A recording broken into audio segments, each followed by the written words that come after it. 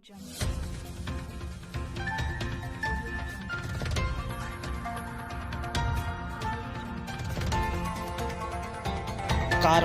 TV, हर पल आपके साथ। संतोष भैया, आज आपने नामांकन कराया है, कैसा लग रहा है आपको? खुशी महसूस हो रही है भैया। इतने दिनों से आप पार्टी की सेवा कर रहे थे, संगठन की सेवा कर रहे थे, और आज पार्टी ने आपको टिकट नहीं दिया, तो क्या कहना चाहते हैं? मैं आगे भी आपको संगठन की सेवा करता रहूंगा। मैं ये नहीं कहता कि मैं सेवा नहीं करूंगा, लेकिन नगर पालिका का चुनाव जिस तरह से मेरे साथ भेदभाव किया गया, भाई हम लोग 2000 हमेशा 25 सालों से चुनाव लड़ाते चले आए, लेकिन उसके बाद भी सामने वाले प्रत्याशी 2012 का चुनाव हारे, 2017 का हारे। माननीय उप मुख्यमंत्री केशव प्रसाद मौर्य जी ने सभा की, सभा के उपरांत भी जब वो चुनाव नहीं जीत पाए, लेकिन तब भी संगठन के लोगों, नवाबगंज के जनप्रतिनिधि लोगों को, बरेली के जनप्रतिनिधि लोगों को लगा कि भैया इन्हीं को टिकट दिया जाए। उन्होंने टिकट दिया। मैंने अपना मन बना लिया कि मैं चुनाव नहीं लड़ूंगा। लेकिन जब नवाबगंज की जनता, जो आवाम जो मुझसे प्यार करती है, जब वो लोगों का आना जाना शुरू हुआ, उन्होंने कहा मुझसे, मैंने उनको समझाने का प्रयास किया। फिर मुझसे कुछ लोग बोले कि भैया आपको चुनाव 100% लड़ना, हम आपके साथ हैं, आप नहीं अगर लड़ोगे तो डॉक्टर ताहिर साहब की तरफ हम बढ़ जाएंगे, हमें इनको चुनाव नहीं लड़ाना है। तब मैंने मन बनाया कि मैं डॉक्टर ताहिर साहब की तरफ क्यों बढ़ाऊं, जनता के लिए, अपनी आवाम के लिए। मैं तो फिर स्वयं लड़ने के लिए निकल पड़ा। ये नाराजगी कायम रहेगी या फिर मान जाओगे? नहीं, मेरी कोई नाराजगी नहीं भैया। मैं तो अपने भाजपा के सभी नेताओं से, माननीय सांसद जी से, माननीय विधायक जी से आशीर्वाद लेने जाऊंगा। उनका आशीर्वाद इसने मुझे कितना प्राप्त होता है ये मैं नहीं कह सकता। लोगों में चर्चा है कि कल विधायक जी और 2 राठौर साहब भी गए थे आपके यहाँ, क्या नहीं, मेरे यहाँ कल कोई भी नहीं गया भैया। ऐसा कोई मामला नहीं है? ना, मेरे यहाँ कल कोई नहीं गया। कल या 2-3 दिन ना, कल मेरे यहाँ कोई भी नहीं गया। कल ना कल गया, ना कोई परसों गया था, कोई नहीं गया था। अभी आप झंडे जलाने की बात कह रहे थे, झंडे जलाए गए थे, पोस्टर पे लातें मारी गई थी, क्या वो मैटर था, जानना चाहेंगे? 2017 के चुनाव में माननीय केशव प्रसाद मौर्य जी ने, हमारे जो उत्तर प्रदेश के उप मुख्यमंत्री जी हैं, उनकी एक सभा हुई थी यहाँ पे। उस सभा के उपरांत वो चुनाव में उन्होंने कह दिया था कि सबसे पहले आप लोग वोट डाल लेना, बाकी मैं देख लूँगा। लेकिन उसके बावजूद भी 2017 का चुनाव हमारे भारतीय जनता पार्टी के प्रत्याशी हार गए। लेकिन हम भी कार्यकर्ता हैं भारतीय जनता पार्टी के, हमने भी तन मन धन से चुनाव लड़ाया, और नगर के सभी भाजपा के कार्यकर्ताओं ने उनको चुनाव लड़ाया। लेकिन जिस व्यक्ति का कहीं पे इतना, मैं जितना वजूद को कह लीजिए कि जब उनका नहीं बन पाया, वो नहीं जीत पाए, चुनाव हार गए। और चुनाव हारने के उपरांत जो अपनी भड़ास निकाली गई, वो इस तरह से निकाली गई। लेकिन सबका अपना अपना बुद्धि विवेक है। हम भी भारतीय जनता पार्टी से टिकट मांग रहे थे, नहीं मिला, तो हमारे भैया कोई भड़ास नहीं है। हम सभी अपने भाजपा के नेताओं के पास जाएंगे, हाथ जोड़ेंगे, प्रार्थना करेंगे कि आप अगर हमारा सहयोग ना करें तो हमारा विरोध भी ना करें। क्योंकि हम केवल नगर पालिका के चुनाव तक, हमको अलग मान लीजिए या हमको कुछ भी कह लीजिए, लेकिन हमेशा विधानसभा और लोकसभा का चुनाव लड़ाते चले आए। और आने वाले समय में माननीय सांसद जी का जो चुनाव जो आ रहा है, उसमें भी हर बार से ज़्यादा तन मन धन के साथ उनको चुनाव लड़ाएंगे। बाकी हमारे वरिष्ठ नेता अगर हमें कुछ कमियां निकालते हैं तो वो उनको जैसा ठीक लगे वो हमें मंजूर है।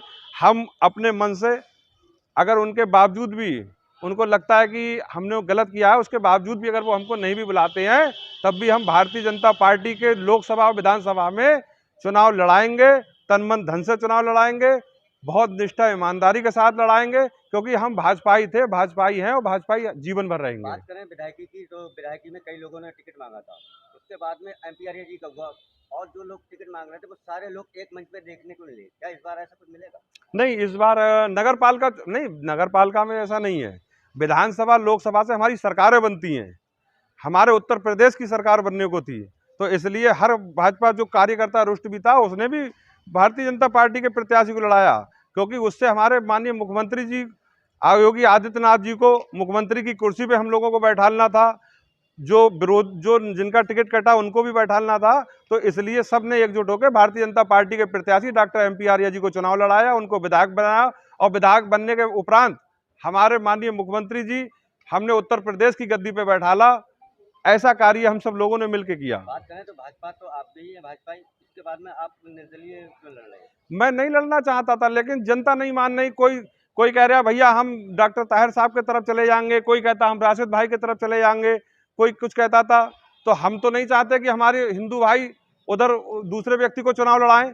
तो इसलिए हमने अपना मन बनाया। मन बनाने के बावजूद हमने कहा हम चुनाव लड़ेंगे और जीत के दिखाएंगे। फिर मेरे पास कम से कम काफ़ी बड़ी संख्या में अपने मुस्लिम भाइयों का जो मुझे स्नेह प्यार आशीर्वाद मिलता था, उन लोगों ने भी मुझसे कहा। आप भी भाजपा ही हैं, इस बारे में क्या कहेंगे? अब भाजपाई थे, भाजपाई है, भाजपाई रहेंगे। क्या मुद्दे रहेंगे, क्या मुद्दे लेके जाएंगे जनता के बीच आप? सबसे पहले जो मैंने 1 महीने पहले इंटरव्यू दिया था लगभग, वो आज भी मेरे मन में है। मेरा जो उद्देश्य है वो केवल सेवा भाव का उद्देश्य मेरे मन में अधिक है।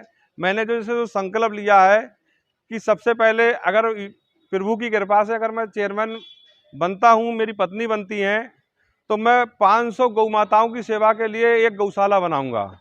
दूसरा मेरा उद्देश्य है 2000 गरीब बच्चों के लिए, चाहे वो किसी धर्म के हो, किसी समाज के हो, मुझसे बिना भेदभाव के 2000 बच्चों के लिए एक इंग्लिश मीडियम भव्य स्कूल बनवाऊंगा, जिसमें किताबें फ्री, ड्रेस फ्री और स्कूल की फीस फ्री। जो माँ बाप चाहते हैं कि मेरा बच्चा बढ़िया इंग्लिश मीडियम स्कूल में पढ़ पाए, लेकिन वो नहीं पढ़ा पाते हैं अपनी आर्थिक तंगी के कारण, तो मेरा उद्देश्य था कि इस तरह मैं 2000 बच्चों के लिए एक स्कूल बनवाऊँ, निःशुल्क उनको शिक्षा मिले और उन्हीं बच्चों में से कोई IAS बने, कोई PCS बने, ऐसा मेरा मन था। उसके बाद तीसरा जो मेरा उद्देश्य था वो वृद्धाश्रम का था। मैं चाहता था कि मैं एक वृद्धाश्रम बनाऊं और उसमें वृद्ध लोगों के लिए जिनके माँ बाप को बच्चों के द्वारा प्रताड़ित होकर बहुत बहुत दूर से या अपने बरेली क्षेत्र से या कहीं के भी व्यक्ति हो जिनको निकाल देते हैं, उनकी सेवा करूं, क्योंकि सेवा परमो धर्मा। हमारे ये 3 हो गए।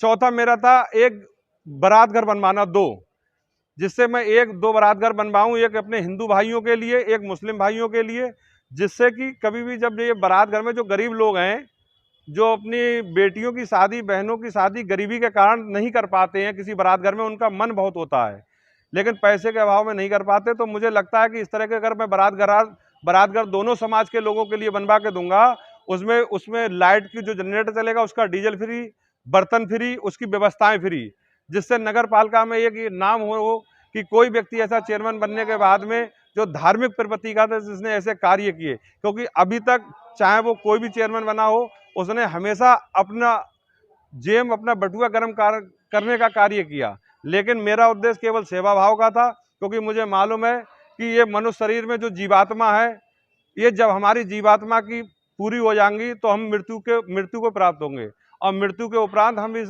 संसार से कोई भी चीज़ नहीं ले जा सकते। बहुत चीज़ें छोड़ो, हम कफन भी नहीं ले जा सकते। हमारी मृत्यु निश्चित है। तो हम तो ये चाहते हैं कि हमारा धन, पैसा सब यहीं रह जाएगा।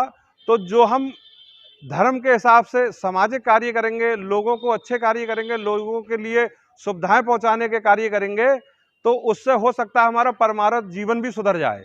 इसलिए हम धार्मिक प्रवृत्ति को, आपने देखा भी है कि जो भी जितना बन पाता है उतना गरीब लोगों के लिए करते हैं अपनी हैसियत के अनुसार। और आगे भी चाहे हम कुछ बने या ना बने, उसके बाद भी जब तक जीवन है इस तरह के कार्य परमार्थ के चलते रहेंगे। पहले भी करते थे, अब भी करते, आगे भी करते रहेंगे। धन्यवाद।